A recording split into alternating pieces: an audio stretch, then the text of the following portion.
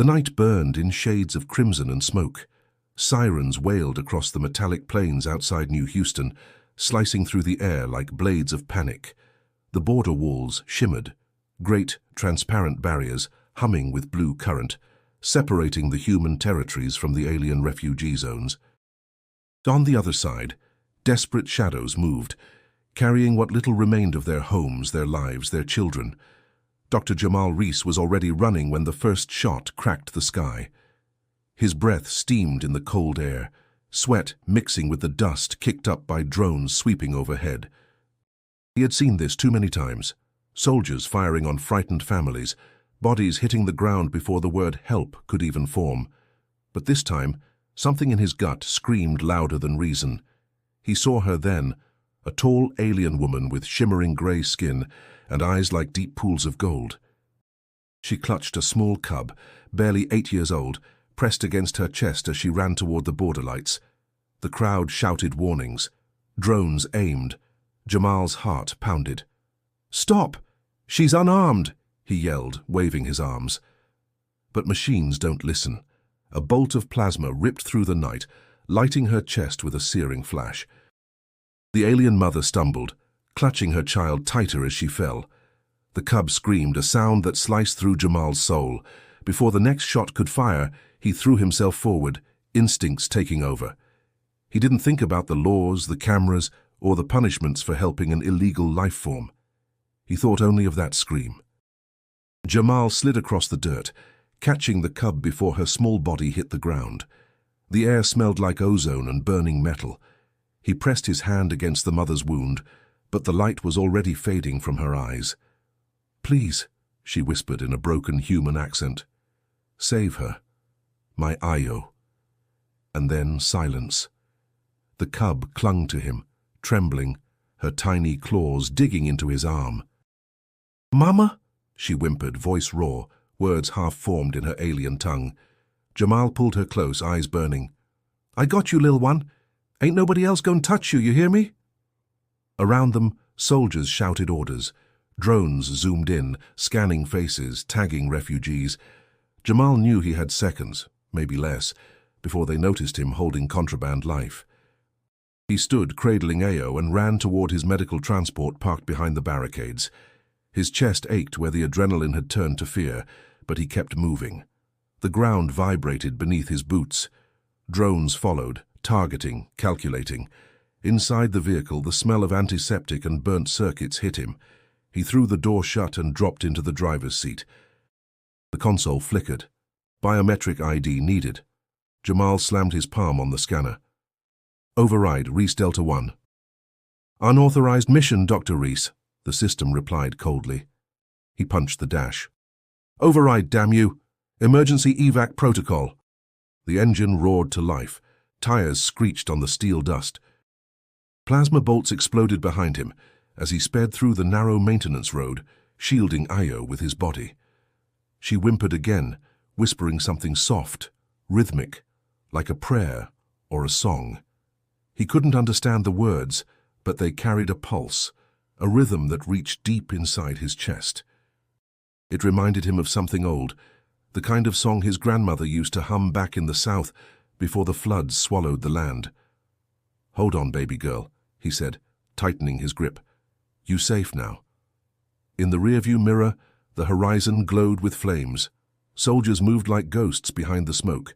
Somewhere among them, cameras captured his face, a man breaking the law to save an alien child. He didn't care. Jamal Reese, son of slaves, descendants, and dreamers, once swore an oath to heal the living, not to judge who deserved to live. And tonight, that oath burned brighter than any border light. As the truck vanished into the neon mist, the cub lifted her head weakly and looked at him with eyes that seemed to hold galaxies. "They shot my mama, for crossing the border," she whispered. Jamal swallowed hard, unable to answer. He just nodded, voice low. "Yeah, but we gon' cross together now." The hum of engines faded into the rhythm of her small heartbeat against his chest. Somewhere in that rhythm, destiny began to drum. If you believe stories like this deserve to be heard, don't forget to subscribe so you don't miss what happens next. The storm outside hadn't settled, only thickened. Rain hammered against the roof of the medical transport, washing away the dust and blood, but not the guilt weighing on Dr. Jamal Reese's chest. Inside, the hum of broken machines mixed with the shallow breaths of the small alien cub lying on the stretcher. Jamal's hands trembled as he pressed the scanner to her wrist. "Vitals unstable, oxygen low," the display warned in red text. He grabbed an old oxygen patch, the kind used back during the dust wars, and fixed it over her tiny lungs. "Come on, lil one, don't quit on me now." The cub stirred, eyelids flickering.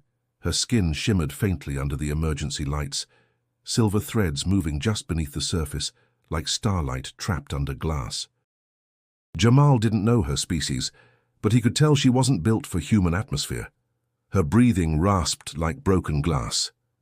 He reached into his medkit, pulled out a serum injector, and paused. The human serum could stabilize her for a few hours, or shut her system down completely. He stared at the injector, his reflection warped in the metal. "Damn it," he muttered. "Ain't got no choice." He pressed the needle into her arm. For a moment nothing happened. Then she gasped, arching off the table, her pulse flaring green on the monitor. Jamal exhaled and leaned back, sweat beading on his forehead. He turned off the sirens and the autopilot. Silence filled the truck. Outside, the neon lights of New Houston glowed faintly on the horizon, the city that promised salvation but built its walls with fear. Jamal looked down at the cub again. Her small hands clutched the air as if reaching for something that wasn't there. "She said your name was Ao," he whispered. "Ao means joy, where my people come from." The sound of her breathing steadied. She turned her head toward him, eyes still half open. "You... human," she murmured, her voice thin, distorted by the translator chip embedded in her collar. "Yeah, that's right," he said softly. "Name's Jamal. I'm a doctor." She blinked slowly, as if processing the words. "Doctor Safe?" He hesitated. "Trying to be." Jamal sat down beside her, staring at the flickering console lights. His mind wandered to years ago, before the borders, before the wars. He used to treat soldiers from both sides, humans and aliens bleeding on the same tables, both calling out for mercy. He'd patched up too many bodies only to watch governments tear them apart again. He poured himself a cup of lukewarm coffee from a dented thermos, the bitter taste grounding him in the present. "Ayo," he said quietly, "you're gonna be all right, you hear? I ain't letting nobody take you." Her gaze drifted toward the ceiling. "Mama." The word hit him like a blade. He couldn't answer, couldn't tell her what she already knew. Instead, he reached out, gently covering her hand with his. "She's resting now, baby. You gotta hold on for her." The silence that followed wasn't empty. It was heavy, filled with the hum of rain, the ghosts of choices, the memory of every patient he couldn't save. He knew the Border Command would be looking for him by now. His Med-ID would have pinged the moment he used emergency overrides. They'd trace his route, track his biosigns, and come knocking, but he didn't care. He looked at Ao again. "You remind me of my niece," he whispered. "Big eyes, always asking why the world's so damn mean." Ayo's breathing softened. Her fingers curled slightly around his. "Sleep," Jamal said, lowering his voice. "We'll figure it out when the sun comes up." He leaned back against the metal wall, exhaustion crawling up his spine. The rhythmic patter of rain became a lullaby, and for a moment he let himself believe they might make it through the night. But deep down, he knew. Saving her wasn't the end of the fight. It was the beginning of one. The console blinked suddenly, an alert flashing red. "Unauthorized refugee detected, transmission sent." Jamal's stomach dropped. Damn. He grabbed his jacket, checked the road ahead through the windshield, the lights of the city getting closer. He turned the ignition again, engine roaring. "We move in, Ao," he said. "Ain't nobody catching us tonight." As the transport disappeared into the storm, Jamal Reese, the human doctor who crossed the line, felt the first drumbeats of a war he hadn't meant to start. The first light of dawn crept through the rain clouds, painting the world in cold silver.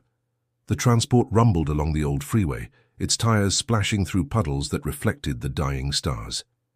Inside, Dr. Jamal Reese sat hunched over the console, the fatigue in his eyes deeper than the dark beneath them. Behind him the cub stirred. Her breathing had steadied during the night, but now her small voice trembled through the still air. "Mama?" Jamal turned slowly, meeting those golden eyes again, bright, searching, hurting. "Hey, Ayo," he said softly. "You awake now, huh?"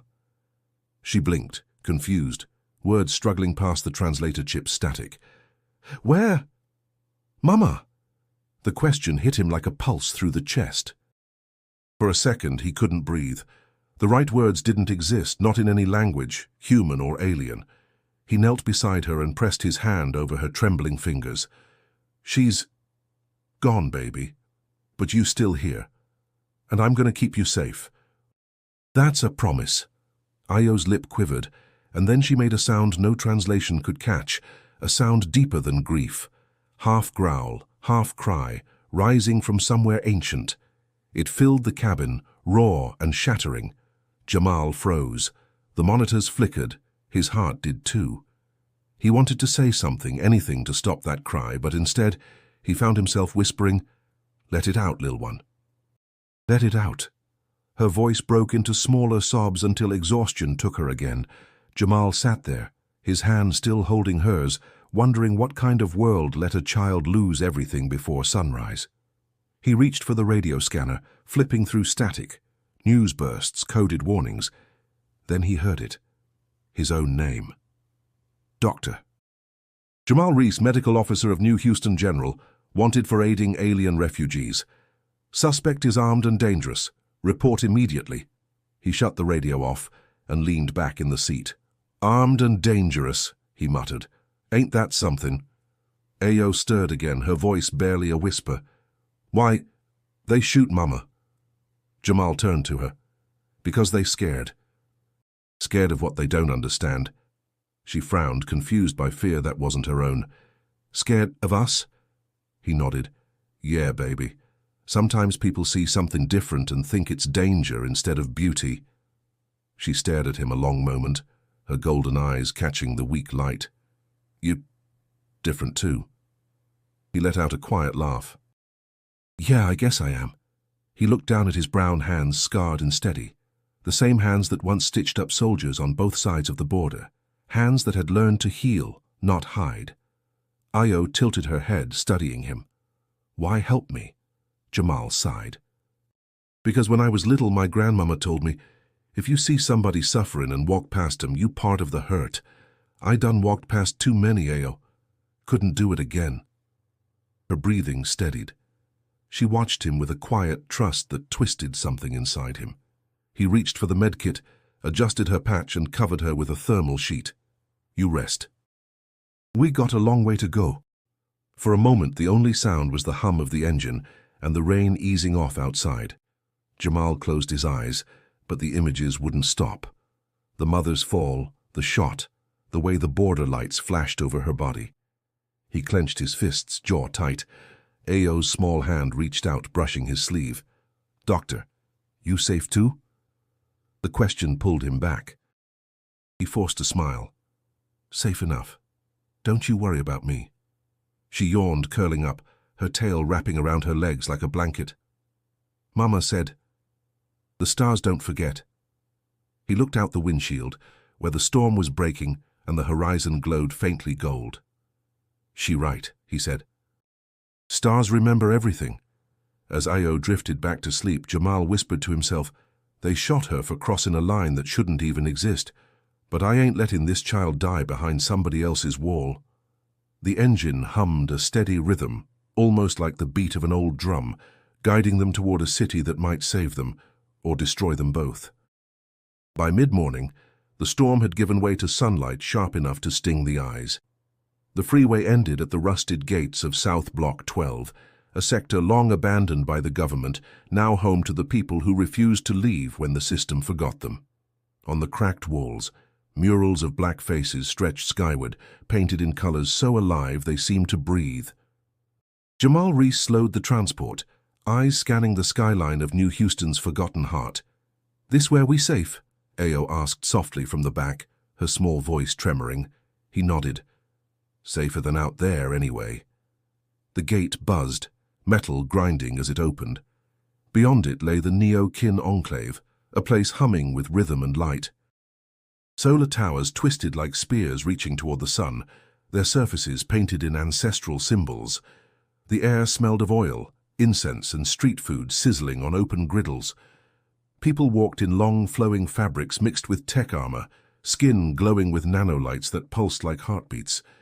As the transport rolled through, eyes turned toward it. The Enclave didn't welcome strangers easily, even one who looked like Jamal. Still, someone recognized him. A tall man with copper dreadlocks shouted, "Dr. Reese! Thought you'd been gone." Jamal stepped out, forcing a tired smile. "Ain't gone. Just been trying to stay invisible." The man laughed, slapping his shoulder. "Invisible don't last long around here." "Mama Imani been asking for you." Jamal's heart eased a little. "Then I guess it's time I pay my respects." He turned back to help Io out. Her golden eyes widened as she looked around, the colors, the sounds, the smell of spiced smoke curling from food stalls. Children ran by chasing holographic birds. The rhythm of drums echoed from somewhere deep inside the Enclave, slow and heavy like the heartbeat of the earth. Ao tugged his sleeve. "What? Is this place?" He smiled faintly. "Home? Or close enough for folks like us?" They walked down narrow streets lined with holograms of black ancestors and constellations, where each mural pulsed softly as if alive. The people nodded as Jamal passed, whispering his name. He'd delivered babies here, stitched wounds, stopped bullets, long before the city labeled him a criminal. At the far end of the Enclave stood an old cathedral turned into something else entirely. Its stained glass replaced by glowing panels of solar energy, its bells replaced by subsonic speakers, pulsing low frequencies through the air. A woman waited at the entrance, wrapped in a cloak woven with gold thread that caught the sunlight like fire. "Mama Imani," Jamal said with quiet reverence. Her face was weathered, eyes deep and knowing. "My son," she said, her voice carrying both power and peace. "You bringin' trouble again, ain't you?" He laughed under his breath, maybe just a little. Then she saw Io. Her expression changed. She stepped closer, the air thickening as she studied the cub's face. "Oh, she carryin' rhythm I ain't never heard before." Io hid behind Jamal's leg, uncertain. Imani knelt down, smiling gently. "You ain't gotta fear me, child. I see your spirit, bright like new dawn." Jamal cleared his throat. "Her mama was killed at the border. I couldn't just leave her." Imani rose slowly, eyes soft but grave. "And now they hunt you both," he nodded. "Already broadcasted my name." She turned, gesturing toward the cathedral doors. "Then you rest here. No soldier step inside this place. We protect our own." As they entered, the hum of ancient drums grew stronger. Inside the cathedral, walls shimmered with patterns of light and sound. Ancestral rhythms coded into frequencies that guided the Enclave's energy systems. Ao's eyes widened again, her pupils reflecting the pulsing lights. "What is that?" she whispered. Imani smiled. "The heartbeat of our people. Old songs turned electric. You feel it, don't you?" Ao nodded slowly, the faintest trace of wonder softening her fear. Jamal felt it too. The rhythm beneath his skin, reminding him of who he was before laws, before walls. He looked at Imani. "I don't know what's next." She held his gaze. "Then listen, child. The ancestors always whisper before the storm." Outside, somewhere beyond the walls, a drone buzzed faintly, searching. By nightfall, the Enclave pulsed with quiet tension. The drums had faded to a low, steady hum, a heartbeat beneath the streets. Ao slept curled under a patchwork blanket near the altar, the glow from the energy panels painting soft light across her face. "Doctor." Jamal Reese sat nearby, elbows on his knees, eyes fixed on the ground.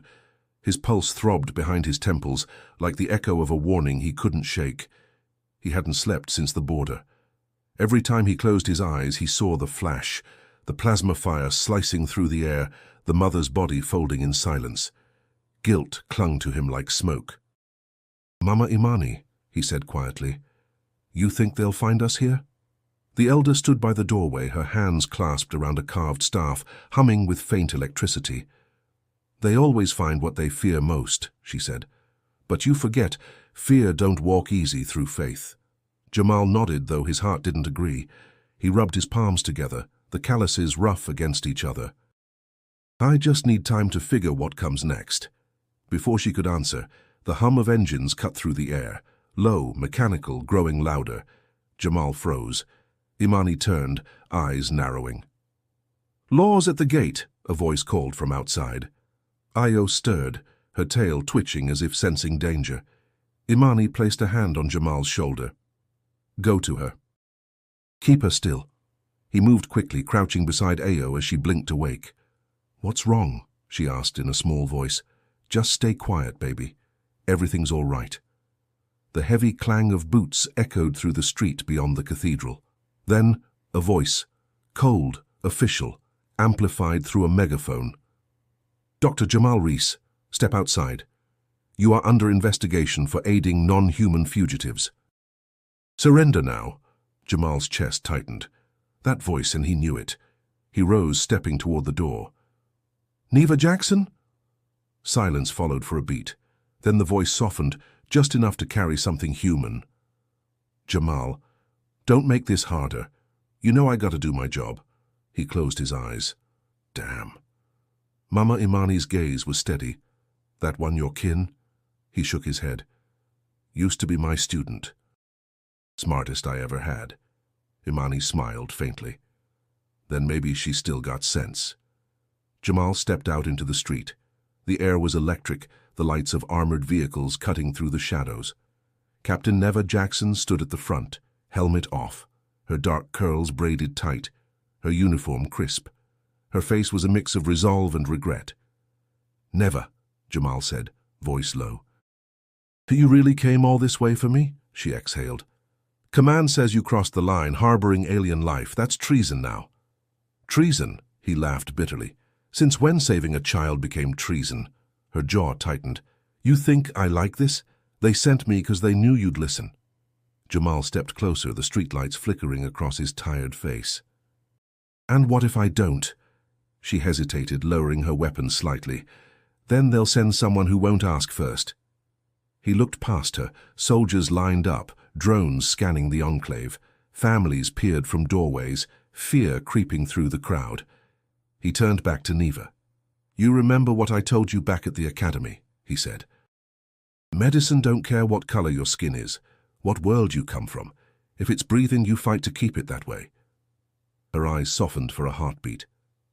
"I remember." "Then you know I can't hand that child over."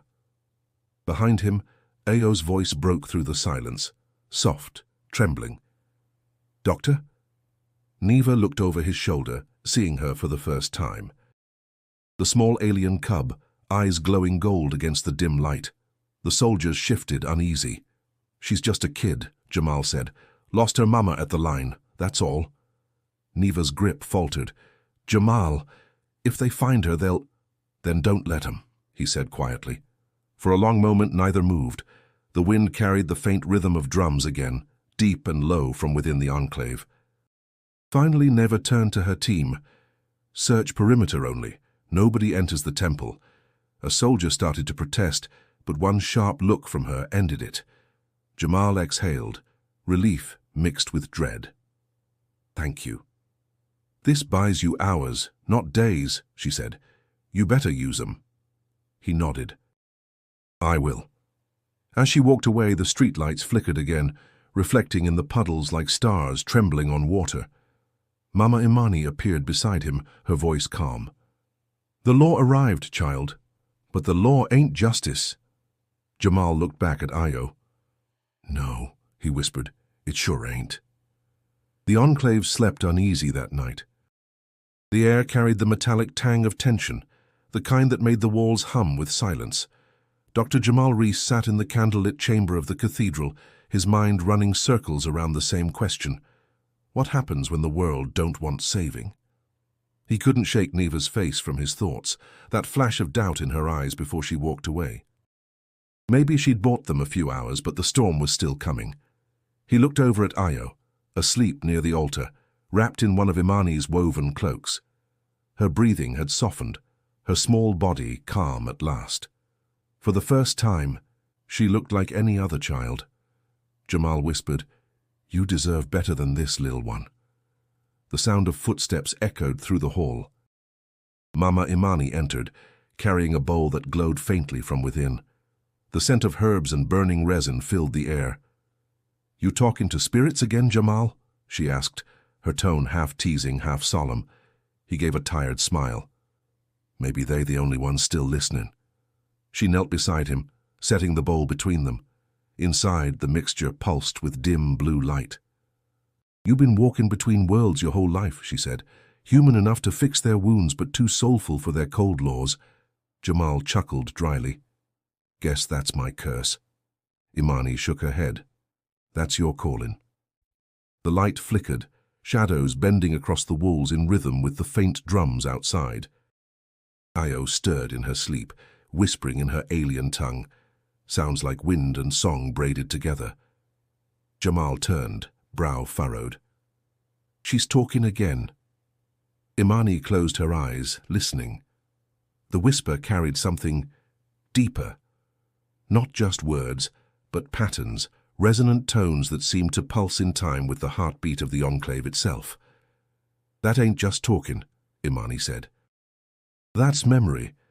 "Memory?" Jamal asked. Imani nodded. "Every people got a song that carries its past. Yours, mine, hers, all built on rhythm. You hear that vibration? That's the ancestors remembering themselves through her." Jamal stared at Ayo, amazed. "You saying she channeling, not channeling, echoing? Like a drum too full of history to stay quiet." Ayo's voice rose slightly, a soft hum weaving through the flickering light. The walls trembled, symbols on the solar panels pulsing brighter. Jamal felt the vibration through his bones. Imani whispered a phrase in Yoruba, then switched to English. Her mama's spirit still protecting her. "The bloodline ain't ended. It transformed." Jamal rubbed his temples. "Imani, I'm a man of science. You telling me this child carrying the voice of the dead?" She smiled. "Science just the young name for mystery, son." For a moment they sat in silence, listening. The hum grew deeper, flowing into a steady rhythm. Jamal's heart matched it. The sound was ancient yet new, like DNA humming in a different key. Imani dipped her fingers in the glowing bowl and touched the floor. The liquid spread out in luminous patterns, circles within circles. "This rhythm she carry," she said, "it might be what saves us." Jamal frowned. "How you mean?" Imani didn't answer right away. Her eyes stayed fixed on the pattern, her expression distant, like she was hearing something he couldn't. Finally, she whispered, "Every world got its song. The human one been out of tune too long." Ayo's hum faded, leaving the air heavy with meaning. Jamal exhaled, tension breaking from his shoulders. "You making me believe in ghosts again?" Imani chuckled. "Ghosts just memories that still got work to do." Jamal leaned back, eyes drifting toward the high ceiling where faint lights shimmered like stars trapped in stained glass. "Then maybe these ghosts gonna have to fight with us soon." The elder's face turned grave. "They already do, child." Outside, thunder rolled low and distant, not from the sky, but from machines stirring beyond the walls. Jamal didn't notice at first. He only heard the echo still humming in his chest, the same rhythm from Ayo's dreams. He looked toward her and whispered, "What are you, little one?" Ayo stirred, half asleep, murmuring one phrase clearly in English this time. "I hear them." Jamal's breath caught. "Who, Ayo?" Her eyes fluttered open, glowing faintly. "The ones before." The drums outside answered, deep and resonant, as if confirming her words. And in that moment, Jamal knew whatever lived inside that child was more than alien. It was history waking up. The night was thick with smoke from burning resin, the air alive with color and rhythm. Inside the cathedral, everything shimmered. The walls, the candles, even the air itself seemed to pulse to the sound of invisible drums. Dr. Jamal Reese stood near the altar, sleeves rolled up, medkit open, while Mama Imani circled Ayo, her staff tapping the floor in a deliberate rhythm. "This ain't like any treatment I ever done," Jamal said, voice low but steady. Imani smiled faintly. "That's because it ain't a treatment, child. It's a conversation between her body and the rhythm that built it." Jamal glanced down at Ayo, who lay on a low table made of metal and woven cloth. Her skin flickered with faint silver light, her breathing shallow again. The glow from earlier had dimmed, leaving her pale and still. His hands hovered over her chest, unsure whether to use medicine or faith.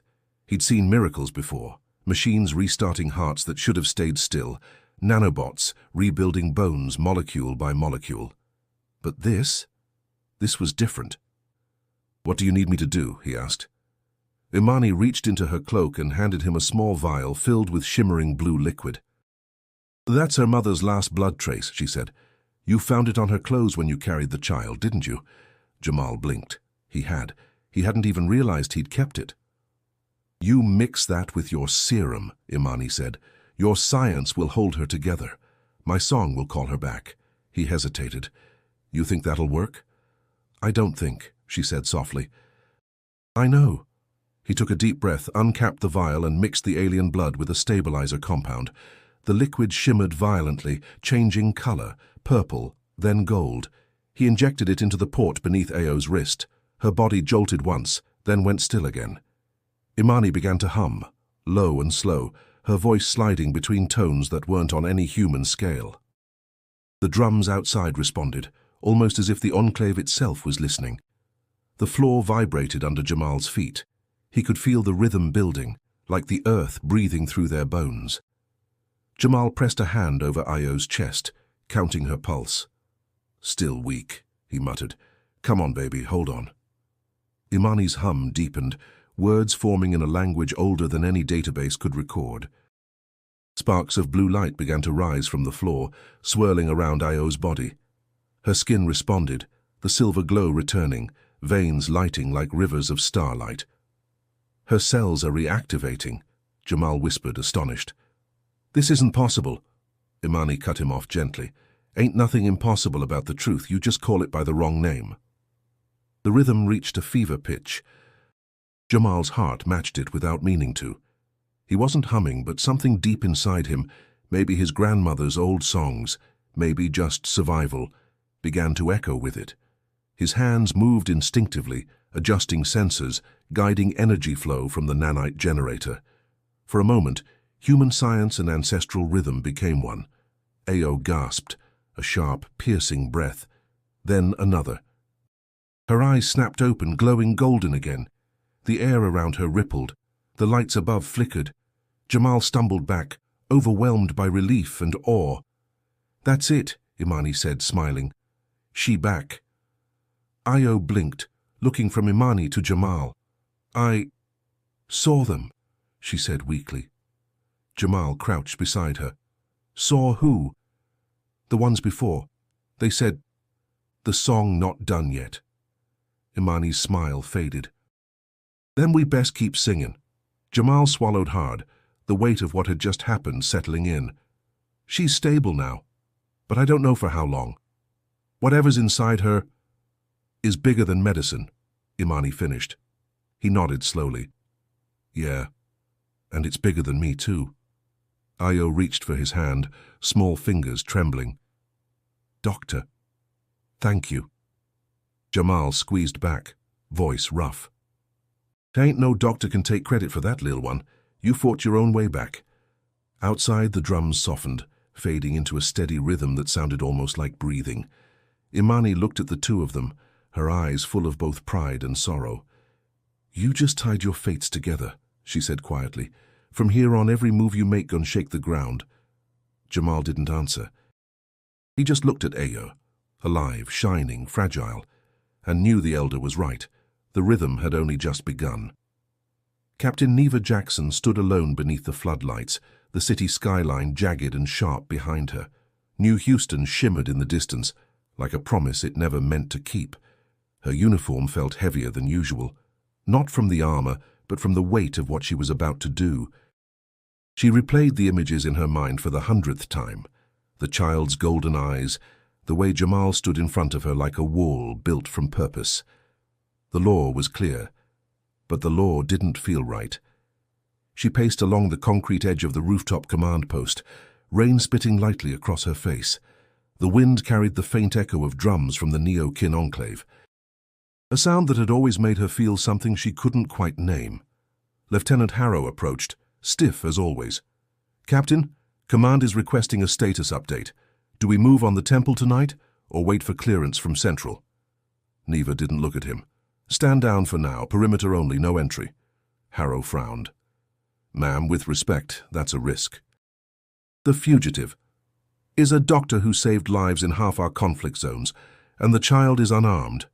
You got a problem with protecting kids, Lieutenant?" He hesitated. "No, ma'am. But HQ might." She finally turned to him, eyes sharp. "Then let HQ come walk these streets and make the call themselves." He saluted stiffly and stepped back. Neva stared back toward the enclave.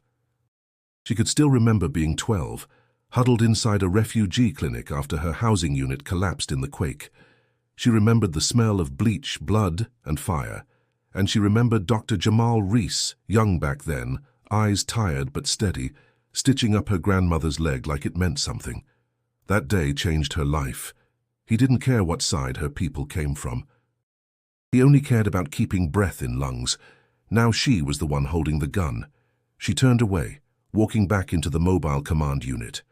Her private terminal lit up as she sat down. Messages scrolled past. "Reese must be neutralized before the broadcast spreads. Civilian panic containment is priority. Unauthorized species custody protocol activated." She stared at the last line. Unauthorized species. They didn't even call her a child, just a category. Her jaw tightened. She tapped the reply field, typed slowly. "Recommend delay. Subject under medical care. Use of force will trigger civilian unrest. I will negotiate peaceful resolution." She hit send before she could second-guess herself. The door buzzed. She turned. Sergeant Cale entered, lowering his voice. "Ma'am's off the record.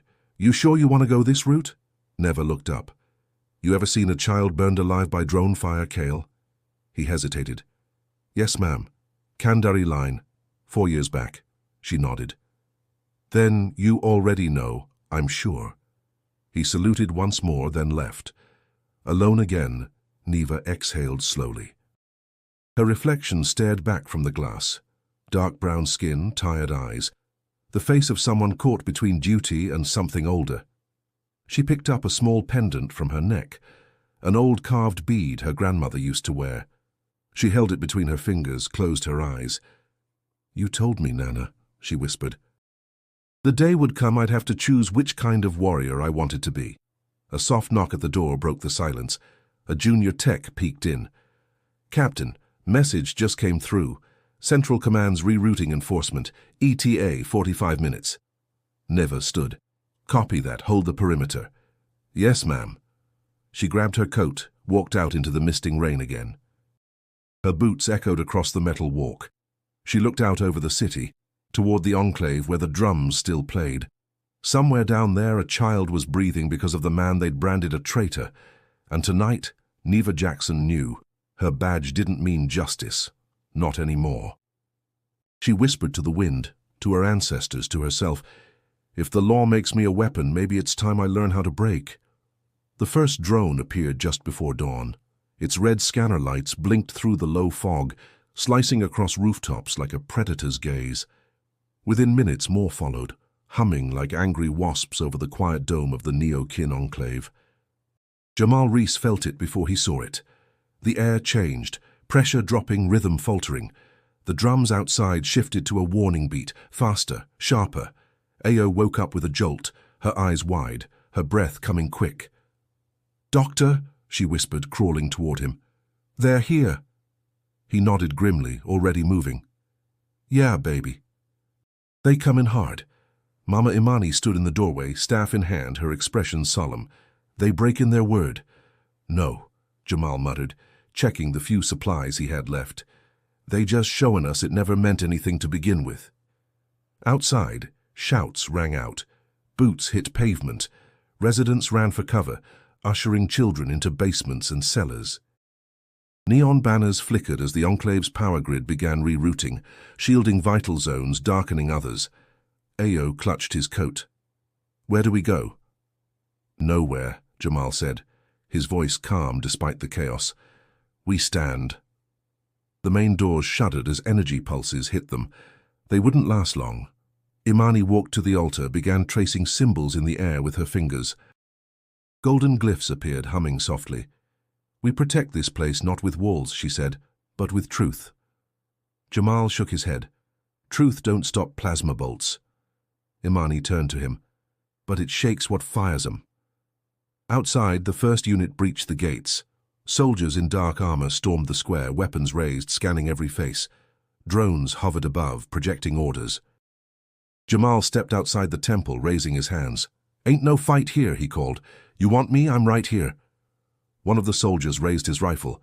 "Get on the ground!" He didn't move. "Dr. Reese!" someone shouted behind him. It was Neva. She pushed through the line of troops, helmet under her arm, face hard. "Stand down, all of you." The soldiers hesitated.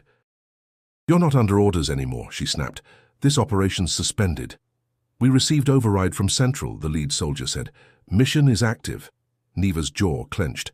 "Override don't make it right." Behind her, the soldiers wavered, caught between command and conscience. Then the drums rose again. Not music now, but a force. The frequencies built into the Enclave's foundation vibrated at a new pitch. Tech panels along the walls lit up. The street began to hum. Jamal looked to Imani. "What did you do?" She smiled faintly. "I reminded the land of who we are."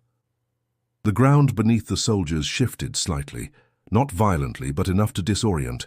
Their targeting systems glitched. Several drones lost altitude. The soldiers turned their weapons toward the cathedral, but before they could fire, the children of the Enclave emerged from the shadows, not with guns, but with light. Each wore resonance bands, devices tuned to the ancient frequencies Imani had taught them. They held them up like shields, and the sound that burst forth was no longer just drums. It was memory, resistance, legacy. Ayo stepped beside Jamal, her voice rising in harmony with the others. Her tone cut through the electronic haze, weaving into the fabric of the Enclave's defenses. The soldiers staggered, ears ringing, eyes wide. "They don't know what this is," Jamal said under his breath. "They ain't supposed to," Imani replied. "Only those who listen can understand it." Neva stood frozen. She looked from Jamal to Ayo, then to her own troops. "This ain't war," she muttered. "This is something else entirely." A drone above short-circuited and dropped from the sky, crashing between the soldiers. The Enclave didn't attack. It sang. Jamal reached for Ayo's hand. "You still with me, Lil One?" She nodded. "Always." Then through the wall of noise and light, the soldiers began to retreat, not by order but by instinct. One by one, they backed away, eyes wide, weapons lowered. Neva didn't move. She watched it all, the rhythm, the unity, the refusal to break. When it was over, silence returned, heavy and sacred. Jamal looked around. "You think they'll be back?" Imani answered without looking at him. "They always come back, but next time we won't just be ready. We'll be remembered." The sun had barely cleared the skyline when the second wave came. No warning, no mercy. Jamal Reese had just stepped outside the cathedral, blinking against the light, when they dropped. Black-clad units descending from above, silent and exact. Elite enforcement. No drones, no noise, just precision. He didn't even have time to shout. A stun pulse cracked against his back and the world tilted sideways. Pain exploded in his spine. His knees hit the stone. He heard Ayo scream behind him, but it was already fading, like sound underwater. "Target secured," someone barked. Boots scraped concrete. A metallic ring snapped around his wrists. Cold steel. He tried to rise, but his body betrayed him. Voices blurred. Orders shouted. Names called. "Ayo!" he tried to yell, but his voice broke into static. Then everything went dark. When Jamal came to, the air was sterile and still. White walls, humming lights, the smell of disinfectant that tried and failed to hide the stench of control. He was strapped to a chair in the center of a glass chamber, every angle exposed. Cameras blinked red from the corners. His mouth was dry, his wrists ached. His head throbbed like a warning. The door hissed open. Councilman Brax Hallow stepped inside, wearing a tailored suit so sharp it could cut bone. His skin gleamed bronze under the synthetic light, his smile polished like chrome. "Well, well," Brax said, walking slow. "Dr. Reese." "A legend in flesh?" Jamal stared at him, jaw tight. "If you're looking for a thank you, you ain't getting one," Brax chuckled. "Still got that edge, even after all these years." He circled the chair like a predator. "You know, I always wondered when you'd cross the line. You were too good to stay quiet forever." Jamal forced a breath through clenched teeth. "Where's the girl?" Brax stopped, tilted his head. "Safe for now. You should worry about yourself." "I ain't worried about me." "No," Brax said, "because you're foolish enough to think this is about principle." Jamal narrowed his eyes. "This is about principle." Brax leaned in close, voice low. "This is about power. You think saving that alien child changes anything? It doesn't. People don't want truth, Jamal. They want order." "And I give it to them." Jamal shook his head. "You sell fear dressed in policy." Brax smiled. "Same difference. And fear, my friend, keeps the lights on." Jamal struggled against the restraints. "You kill a mother at a border and call it order. That ain't law. That's murder." "And yet here you are," Brax replied, stepping back. "Alone. Caged. And the people? They'll believe what I tell them. You attacked enforcement. You kidnapped a classified life form. You endangered the Enclave. They saw what happened." Brax shrugged. "History's written by whoever programs the broadcast." Silence settled between them, heavy and bitter. Then Brax leaned against the glass. "Let me tell you how this ends. We extract the girl's genome, package her rhythm as a weapon, and bury what's left in a vault. You get your name erased. A footnote in some redacted report. No grave, no song." Jamal met his gaze, fire flickering behind his exhaustion. "You ain't gonna win this." Brax chuckled. "Already have." He turned to leave, but paused at the door. "You should have stayed in the shadows, Doc. Some stories are safer untold." The door slid shut. Jamal exhaled slowly, the weight pressing into his ribs. He closed his eyes, trying to steady his heartbeat, listening beyond the silence. And faintly, so faintly, he heard it. A rhythm, not from inside the cell, but from deep within himself. The same beat Io had carried in her hum. The echo of something ancient. Jamal smiled through the pain. "They'll come for me," he whispered. "You don't know it yet, but they already moving." Time meant nothing in the detention wing. No sun, no moon, just the cold hum of lights that never dimmed and the metallic whisper of machines breathing in the walls. Jamal Reese sat on the edge of his cot, hands wrapped around each other, blood dried on his knuckles. They hadn't beaten him yet, but the silence was a different kind of torture. He was alone in a glass box buried in concrete and protocol. Somewhere above him, decisions were being made that would erase him from history.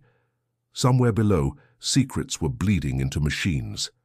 A chime echoed. The door slid open. 2 guards flanked the entrance, faces hidden behind smooth black helmets. Between them walked a man Jamal hadn't seen in years, Dr. Jorrell Madsen, white coat. Gold ID tag, same smug precision in his stride. "Jamal," he said, stopping just short of the threshold. "You look aged." Jamal stood slowly. "Didn't think they'd send a memory from med school to do their dirty work." Madsen chuckled. "I volunteered. I always admired your work, especially how quickly you ruined your career." Jamal's jaw tensed. "You here to gloat or to extract?" Madsen tapped a data slate. "I'm here to offer clarity. You see, the girl's physiology is extraordinary. Hybrid cellular resonance, multi-threaded neural structures. Do you know what that means?" "I know she's a child." "No, Jamal, she's a key to unlocking waveform bioweapons, memory-coded transmissions, interspecies evolution. Her song, as your witch woman called it, it's the most advanced frequency tech we've ever recorded, and it's just singing inside her. Jamal took a step forward. She's not a specimen. She's not a damn data set. She's a miracle, Madsen said, eyes bright with hunger. And you? You're the fool who threw your life away for her. Jamal laughed once, bitter. How you talk like you ever knew what life was. You hid behind labs while real people bled. I built the tech that saved them, Madsen snapped. And now, I'm about to build the next generation of defense, starting with her. Jamal's fists clenched. You won't get her to cooperate. Madsen smirked. We don't need her to. The blood drained from Jamal's face. She's in sedation, Madsen continued. We've already begun neural mapping. Once we finish, we'll imprint it into programmable hosts. Her rhythm, your legacy, will belong to the state. Jamal stared at him, voice barely a whisper. You touch her soul and turn it into code. You curse us all. Madsen raised an eyebrow. Still with the spiritual nonsense. You always were sentimental. The guards stepped forward. Madsen waved them off. I want to show you something. Jamal didn't move.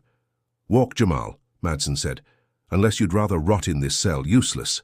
He followed, silent, muscles tense with rage. They moved through sterile corridors until they reached an observation chamber. Below, through a wide pane of reinforced glass, lay Ayo, unconscious, wires laced through her arms, scanners pulsing with soft colors. Her chest rose and fell in shallow rhythm. Monitors danced with coded waves, rhythm patterns mapped into loops and sequences. Jamal saw it instantly. They were trying to trap her hum, the frequency that healed her. This is wrong, he said, voice shaking. This is evolution, Madsen replied, and you're watching it in real time. Jamal leaned in, hands pressed to the glass. She trusted me. She trusted me. Madsen didn't look away. And she'll be remembered as the genesis of a new frontier. The pain in Jamal's chest flared, not from wounds, but from something deeper. He whispered, You don't hear it, do you? Hear what? The sorrow. Madsen blinked. There's no sorrow in science. Jamal turned, eyes sharp. That's why you'll never understand it. As they led him back to his cell, he carried one thing with him. The rhythm wasn't gone. It was still there, buried in the machines, pulsing softly under the hum of wires. And Jamal knew, if he could still hear it, then it could still be freed. In the stillness of sedation, Ayo dreamed. But this was no ordinary sleep. Her mind didn't float. It traveled. Through memories not her own, through voices that whispered in vibrations, through stars that pulsed like drums, constellations drawing stories across the dark. She saw her mother, not broken and dying at the border, but alive, proud, standing before a gathering of elders wrapped in gold light and woven sound. Her mother's voice blended with theirs, singing in tones that bent the very air. You are more than one, they told her. You are many in one rhythm. She reached out and the stars shifted again. This time she saw Jamal, but younger, standing in a refugee tent, holding pressure to a bleeding soldier's chest, sweat on his brow, pain in his eyes. A child nearby cried in a language he didn't understand, and still he comforted her with his voice. You remember him, one of the voices said, because he carries the weight of both choice and consequence. Ayo asked, Why am I seeing this? Because you're awakening. Awakening what? The rhythm that breaks the silence. The visions collapsed into flame, then reformed as sound, pulses of light dancing in waveforms. Codes, but not digital. They were ancestral. A map woven in the DNA of worlds. A frequency passed through blood and breath and memory. She saw her own heart as a drum, felt each beat ripple outward like a call, and far beyond the facility's walls, someone heard it. Back in the Neokin enclave, Mama Imani froze in the middle of prayer. Her staff trembled. The candles blew sideways, unprovoked. She opened her eyes and whispered, The child is calling. The elders surrounding her, cloaked in rhythm-charged robes, stopped chanting. A hush spread. She dreams beyond the veil, Imani said. She sees. Neva Jackson entered through the back, face grim, coat wet with rain. What's happening? Imani looked at her. She's reaching. For what? Imani closed her eyes. Revelation. Neva stepped forward. Tell me what I need to do. Imani studied her, then nodded once. We ride at nightfall, but not with guns, with rhythm. Neva raised an eyebrow. You think they'll open their gates to drums? Imani smiled. I think they forgot that sound built the gates. Inside the facility, Ayo's vitals spiked. Technicians scrambled, adjusting feeds, unsure whether to panic or praise. She's forming coherent waveforms, one whispered. These aren't just brain patterns, they're communicative. Madsen watched, enthralled. She's talking in frequency. What's she saying? Someone asked. But none of them had the tools to hear it, only Jamal did. Back in his cell, eyes closed, he pressed his ear to the cold wall and heard it, a low vibration, steady, calling. Ayo, he whispered. You still there? The rhythm inside the walls pulsed once in response. Jamal stood. She's reaching for me, he said, louder this time. She's awake. A guard approached the glass. Sit down, Reese. But Jamal's voice rose. She knows. She remembers. And she's not alone no more. Somewhere beneath the structure, the pulse began to multiply. The facility lights dimmed for a moment. A flicker, a warning, a promise. In her dream, Ayo stood in a chamber made of stars and stone. Before her stood a figure cloaked in sound. Not male, not female, not human, not alien, just present. You are the rhythm returned, the figure said. Ayo stepped forward. But I'm afraid, the figure touched her chest. Then your fear will be your key. What am I supposed to do? Sing. And so she did. Softly at first, then louder. The hum started in her throat, then filled the space around her. She wasn't just singing, she was remembering. Her hum traveled, slicing through steel and silence, through codes and corridors. And far above, Mama Imani smiled as the drums in the enclave began to beat without hands. She's coming into her prophecy, she whispered. Neva tightened her grip on her weapon. Then let's go get her. The convoy rolled silent through the outskirts of New Houston, moonlight glinting off solar shields and matte black wheels. No sirens, no warnings. Just a growing rhythm that pulsed through the night like thunder still waiting to crack the sky. Inside the lead vehicle, Neva Jackson sat between Mama Imani and two elders dressed in ceremonial armor, part metal, part fabric, all memory. Their eyes were steady. Their silence said everything. Neva adjusted the frequency tuner on her wristband. We won't have long. Once we breach the perimeter, they'll hit back hard. Imani didn't flinch. Let 'em. Our rhythm's older than their weapons. Neva glanced back. The caravan behind them stretched far. Drummers, sound engineers, Kintech hackers, children carrying amplifiers like sacred relics. The enclave hadn't risen with guns, it had risen with truth, and it was coming for its own. Inside the facility, Jamal sat in his cell, heartbeat synced to the distant thrum growing louder by the second. The walls vibrated, barely, but enough. He smiled. They comin'. The guards didn't hear it yet, but they would. Above, Ayo's chamber lit in pulsing waves. Her hum had deepened, refined, multiplied. The computers couldn't track it anymore. The code tried to catch the rhythm, but every second it evolved, not just sound but language, and now it was speaking back. She's creating feedback, one tech said. It's rewriting the dampeners, Madsen shouted. Shut it down. But the controls sparked. Lights burst overhead. The hum had become a roar. Ayo's eyes snapped open. I remember, she whispered. The chamber shook. One by one, control panels went dark. At the outer gate, Neva raised her fist. The caravan stopped. She turned to Imani. We doing this? Imani placed her palm on the drum beside her. Child, we've been doing this. Tonight, just the crescendo. The drummers began. First a slow call, ancestral cadence. Then it layered. Digital echoes, sub-bass resonance, harmonic war cries. The sound struck the perimeter field and cracked it. Sensors overloaded. The walls rippled like water touched by wind. From inside the towers, soldiers scrambled. Unknown sonic breach. Shields dropping. It's not a weapon. It's music. By the time they realized the Enclave had marched through the firelight, Neva led the charge, pulse rifle at her side but untouched. The sound did the work. Every step she took synced with the rhythm. Every elder behind her moved like part of a greater force. And when they reached the courtyard, the guards didn't raise their weapons.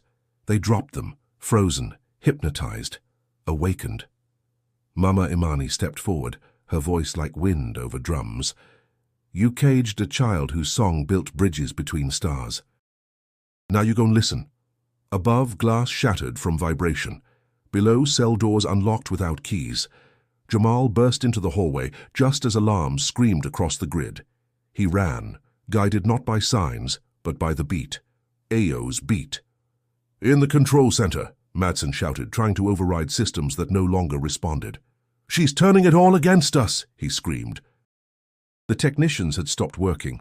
Some were crying. One knelt, hand over his chest, feeling the rhythm like a truth too long buried. Jamal reached the chamber.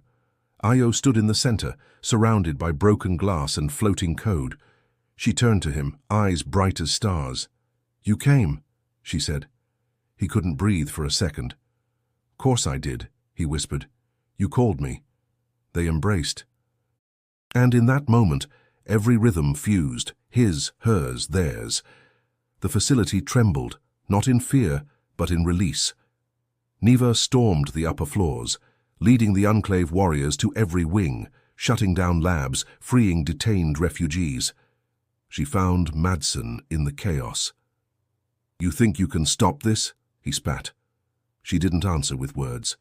She raised her wristband and let the rhythm pour out. Madsen screamed, not in pain, but in truth.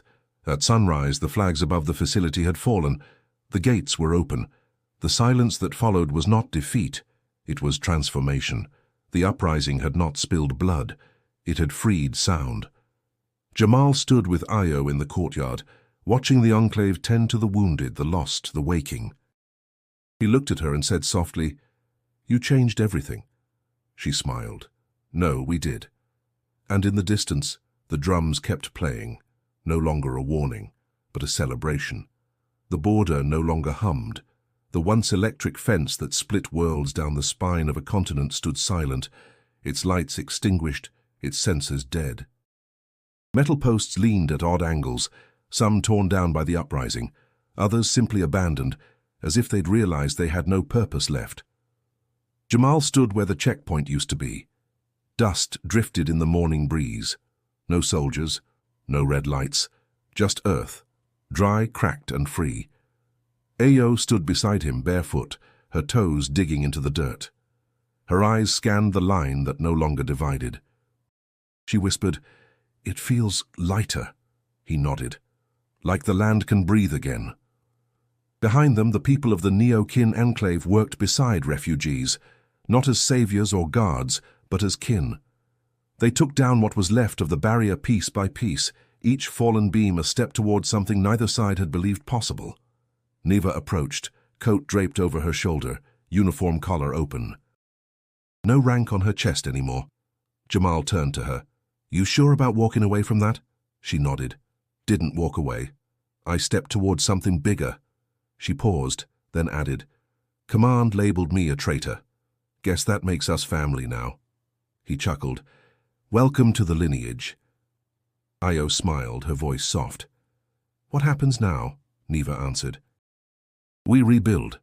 Imani stepped forward, her cloak brushing the ground, staff tapping in rhythm with her steps. Not just buildings, she said. We rebuild trust, culture, rhythm. She pointed to the horizon where families were arriving, alien and human alike. They come in not for war, but for witness. Ayo frowned gently. Will they stay? Some will, Imani said. Some won't.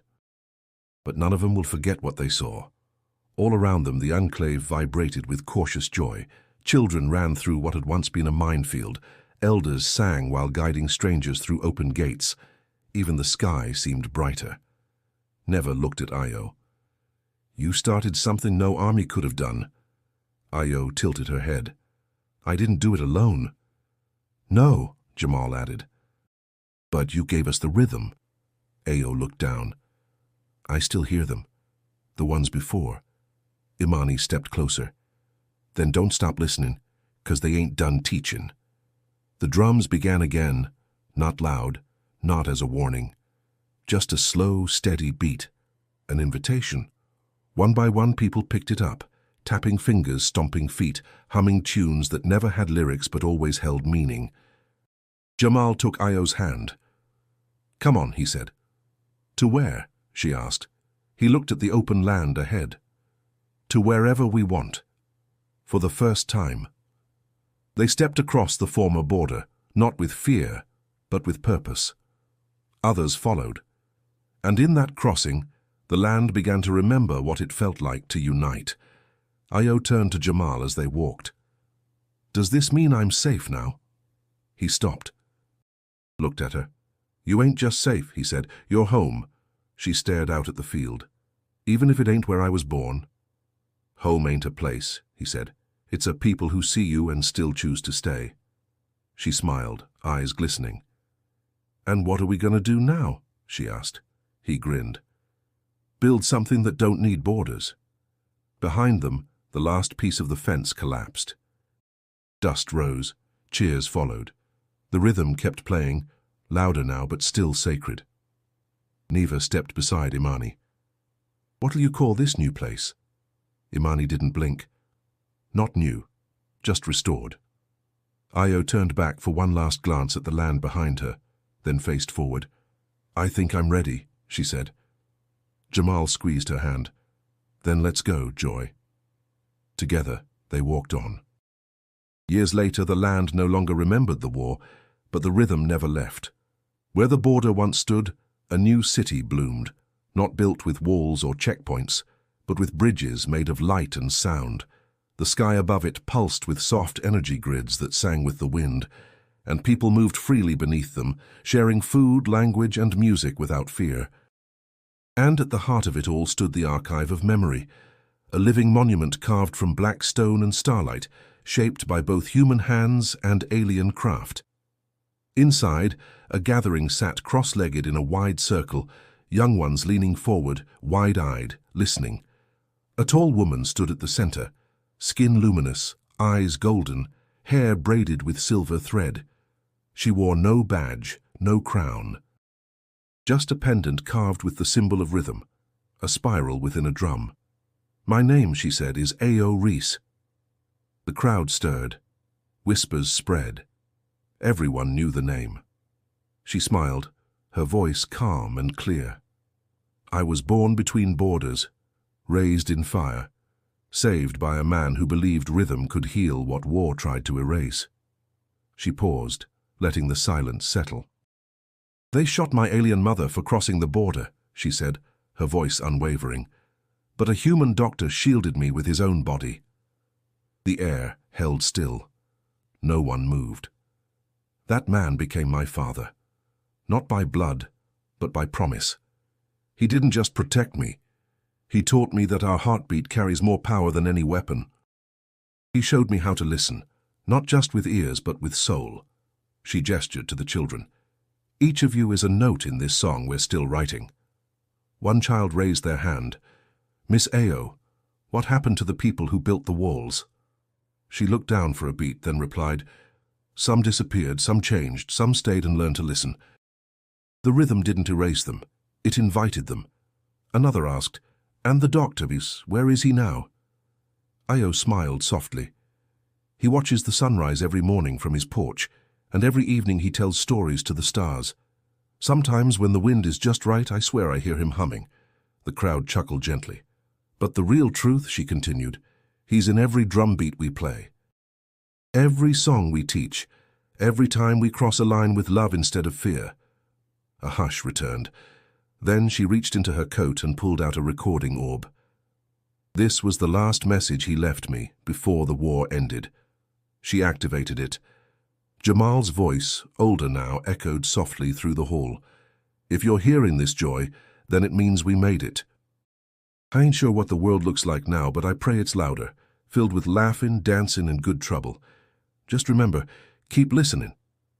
'Cause rhythm don't die. It just waits. The orb dimmed.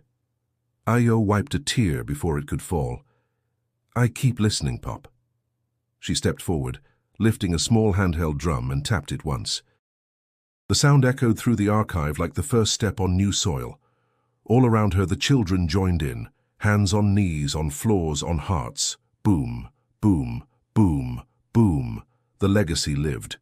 Io closed her eyes, letting the sound carry her back, to the fire, to the fear, to the moment she first believed the world could change. Then she opened them again, full of purpose. We crossed more than borders, she said. We crossed into a future where no child ever has to be silenced for how they look, speak, or dream. She raised the drum high. Now go. Write the next verse. The children scattered, laughing, drumming, running into the sunlight. Io watched them go, then turned to the camera at the rear of the hall. So if this story moved you, if you believe in the rhythm we carry and subscribe to the channel, we got more stories to tell. And with one final beat, she walked away.